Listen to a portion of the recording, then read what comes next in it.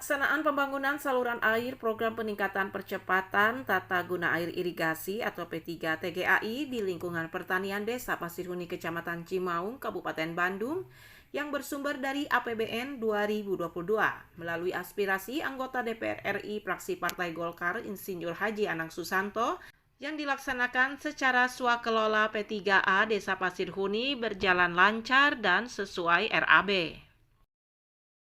Selaku Ketua P3A sekaligus pelaksana pembangunan Dadan terkait pelaksanaan pembangunan P3 TGAI di lingkungannya menyampaikan. Siapa Pak? Swakelola, Para petani dan masyarakat. Dan berfungsi sekitar kurang lebih 30 hektaran di daerah persawahan. Di daerah Pasirhuni, aliran Sungai Cileme Pak.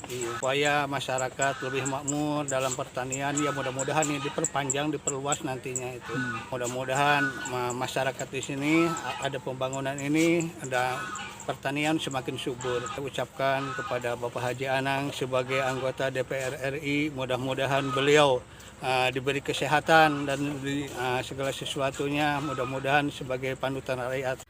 Diungkapkan perwakilan masyarakat petani, dengan adanya bantuan pembangunan P3 TGAI di lingkungannya sangat berterima kasih kepada Insinyur Haji Anang Susanto atas bantuan serta perhatiannya terhadap para petani, khususnya para petani di Desa Pasirhuni. Pak Haji Anang, Nuparantos, terus